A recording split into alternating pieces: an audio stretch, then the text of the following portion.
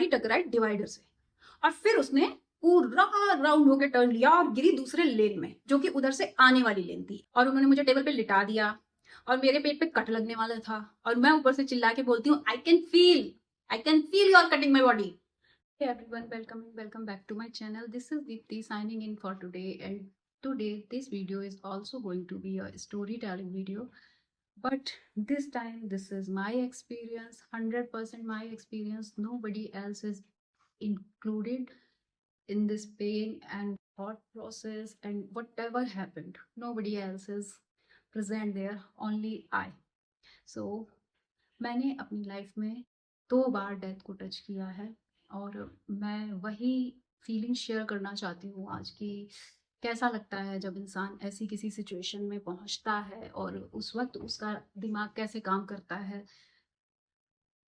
Nano seconds में आपकी जो मेमोरी है वो इतनी फास्ट रिवाइंड हो जाएगी कि आप सोच भी नहीं सकते। तो पहला जो इंसिडेंट है वो हुआ है जब मेरा बच्चा डिलीवर हुआ था।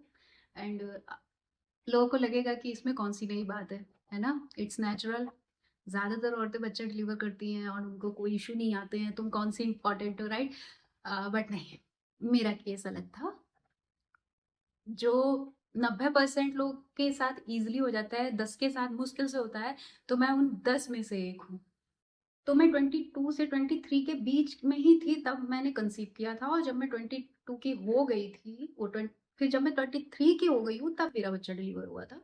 तो क्या होता है कि मैं हमेशा से एक वीक बच्ची रही हूँ।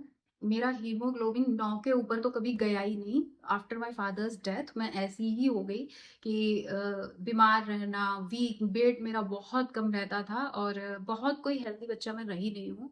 तो जब मैंने कंसीव किया उसके बाद ऐसे कुछ प्रेगनेंसी कॉम्प्लिकेटेड नहीं थी, थोड़ा सा वीकनेस लगता भी था। एंड मैंने अपनी लाइफ में कभी 9 के ऊपर हीमोग्लोबिन टच नहीं किया है, बट मेरी प्रेगनेंसी के दौरान मेरा हीमोग्लोबिन 11.5 तक पहुंच गया था। This was the highest level of haemoglobin. इसके बाद भी कभी ऐसा नहीं हुआ है, उसके पहले भी नहीं था ऐसा। साथ ही साथ मेरा वेट पहली बार 57 केजी हुआ था। मैं हमेशा अंडर 50 ही रही हूँ। तो उस सब को देख के तो अच्छा ही सब कुछ चल रहा था। मैंने एक नहीं, मैंने 2 डॉक्टर्स के साथ कंसल्ट किया था कि सब कुछ ठीक तो है, मेरी प्रेगनेंसी में कोई प्रॉब्लम तो नहीं है, और सब कुछ ठीक ही था। बेबी हेल्दी था। डॉक्टर ने बताया कि नॉर्मल डिलीवरी होने के चांसेस हैं। तो फाइनली हमने एक अपनी आपसी सहमति से एक हॉस्पिटल जो है हमने फाइनलाइज किया कि यही हमें डिलीवरी करवानी है।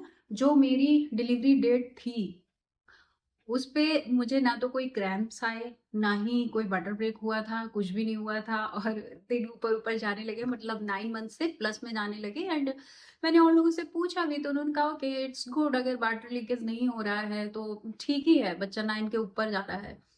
20 को मेरे को क्रैम्प्स आने चालू हुए और तब मैंने सुना, तो मैं पहले ये सुनती थी कि दर्द आ रहे हैं, जा रहे हैं, आ रहे हैं, जा रहे हैं, बट मुझे इस चीज का मतलब ही नहीं समझ में आता था कि दर्द आ रहे हैं, जा रहे हैं क्या होता है। दर्द तो होता है, बट हाँ, तब मैं समझी कि दर्द आते हैं, जाते हैं, वो एकदम सही बोलते हैं लोग, बिकॉज दर्द सच में आते जाते हैं। और क्या होता है कि मुझे, मतलब, और क्या होता है कि ऐसा होता है, मैं बताती हूँ क्या होता है।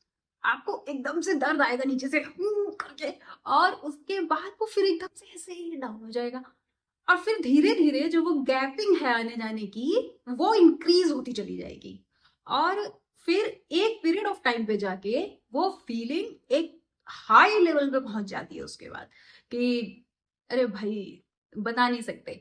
और उसको बोलते हैं पीक आवर पेन, जो कि आधे घंटे से 1 घंटे के ऊपर नहीं जाता है। उससे लड़की की डेथ हो सकती है, उसको ब्रेन हेमरेज हो सकता है।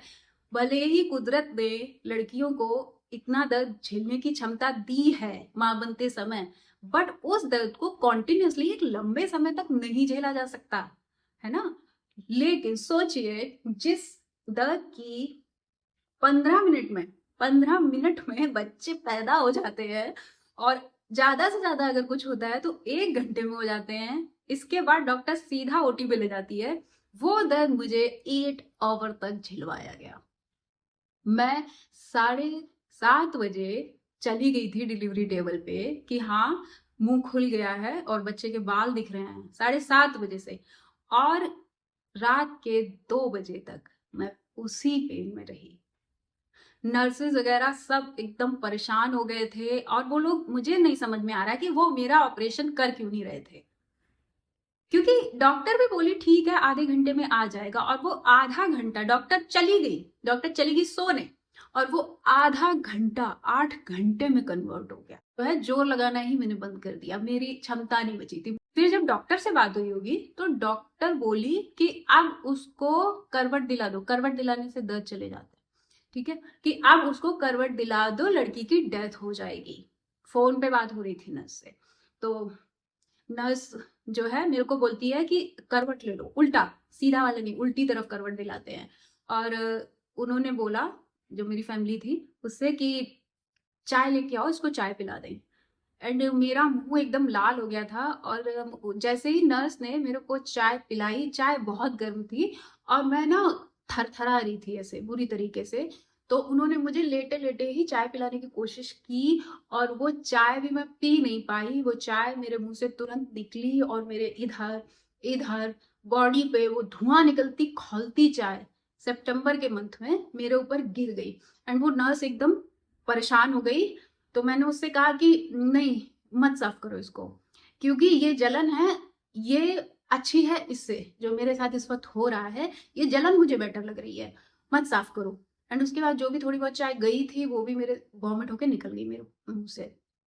एंड उसके बाद मैं चिल्लाती रही कि मुझे मार दो, मुझे मार दो। मैं अपने एक्स को बोल रही थी कि प्लीज मुझे मार दो, तुमने मेरी लाइफ में मेरे लिए कुछ, इससे बड़ा नहीं हो सकता, मुझे तुमसे कुछ नहीं चाहिए, मैं तुमसे लाइफ में, मतलब मैं गुस्सा भी नहीं रहूंगी, जस्ट डू वन थिंग, मुझे मरवा दो, इंजेक्शन लगवा दो, ठीक है, और बेबी को तुम बड़ा कर लोगे, तुम्हारी फैमिली बड़ा कर लेगी। और उस वक्त मुझे ट्रस्ट था, उस वक्त ये ट्रस्ट मुझे था। उस वक्त मेरे दिमाग से मेरे बच्चे को देखने का ख्वाब भी निकल चुका था। मैं अपनी मम्मी से मिल लूं, अपने भाई से मिल लूं, सबको देख लूं एक बार। लेकिन उसके बाद जब उस फीलिंग में भी, उस स्टेट में भी मेरे को कुछ 10 मिनट निकल गए, तब मुझे लगा कि मुझे इनसे भी नहीं मिलना है। और मेरे दिमाग में उसके बाद सिर्फ एक शख्स नाच रहा था, वो था मेरे पापा। और अब मुझे मरने की खुशी हो रही थी कि मैं अपने पापा से मिलूंगी जाके। एंड पता नहीं, समहाउ मुझे ये ट्रस्ट है, लोग कहते हैं कि इंसान कहीं जन्म ले लेता है ना, पता नहीं, मुझे मेरे डीप डाउन एक ट्रस्ट है कि मैं जिस दिन मरूंगी और उसके बाद मैं अपने फादर से मिलूंगी।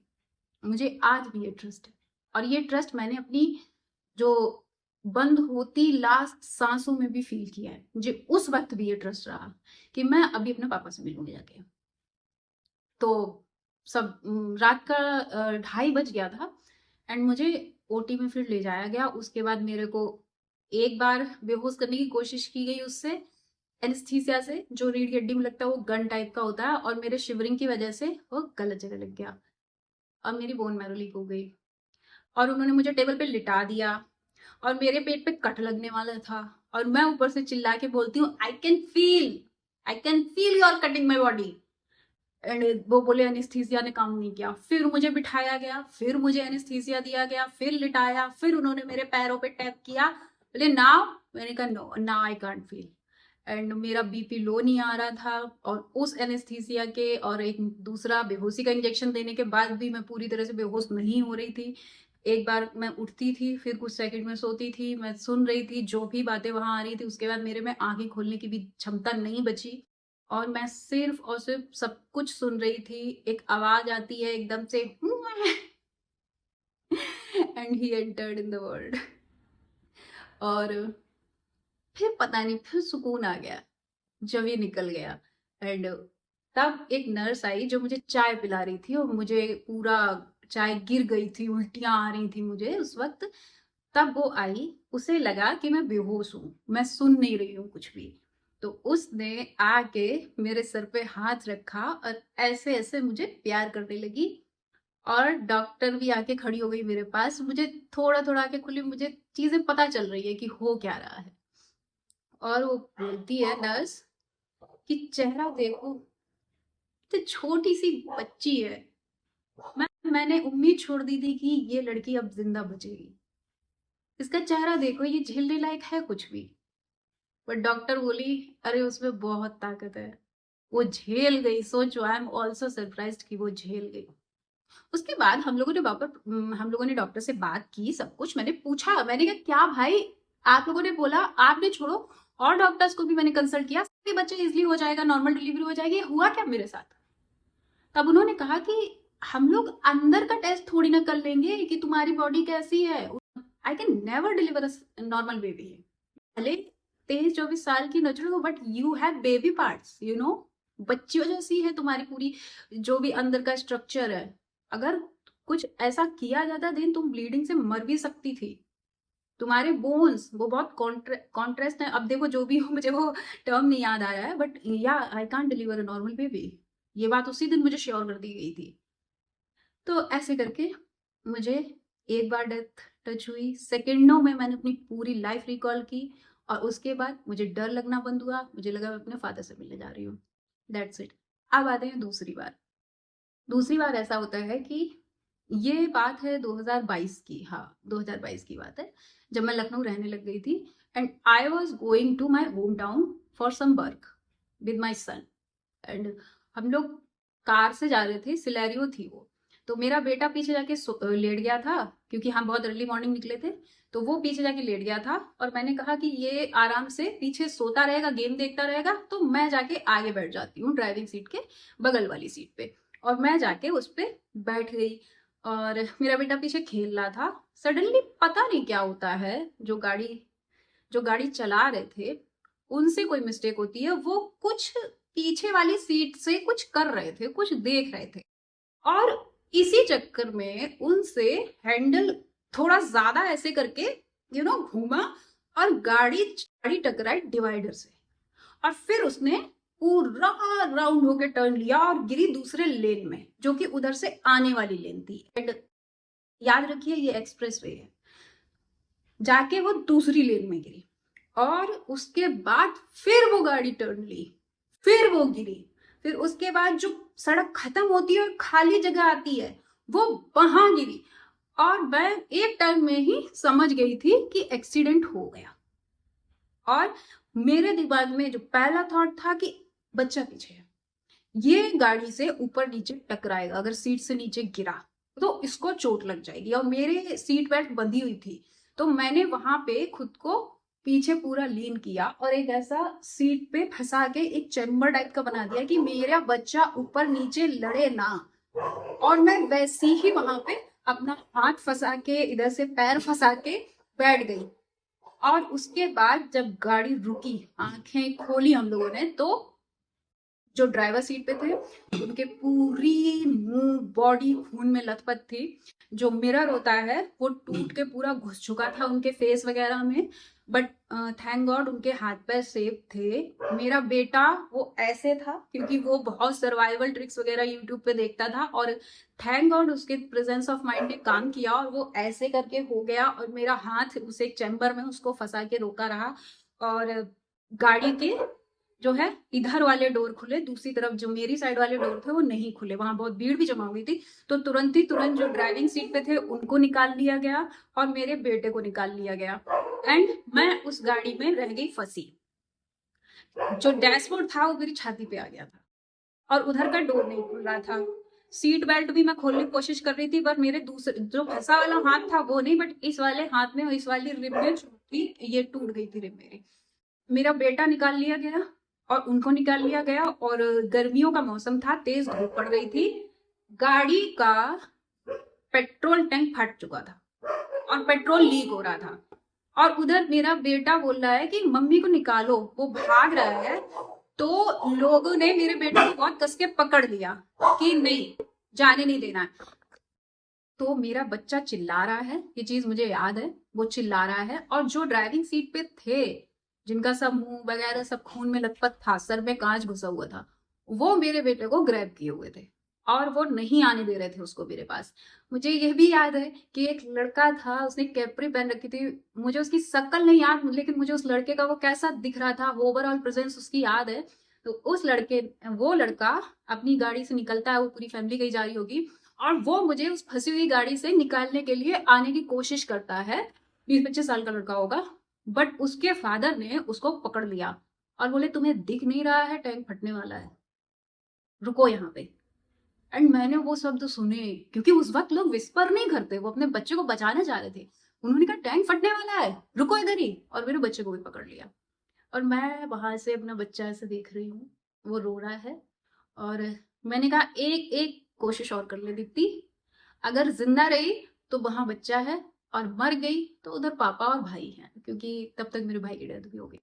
तो मेरे दिमाग में यही आया कि अगर जिंदा रह गए तो बच्चे के साथ जिएंगे, और मर गए तो पापा और भैया से मिलेंगे जाके। और मैंने ट्राई किया, मैंने जो ड्राइविंग सीट होती है उसी की तरफ पुश मारा, और मैं उधर से निकलने में कामयाब हुई। मैं अपनी बॉडी को निकाल पाई डैशबोर्ड में से।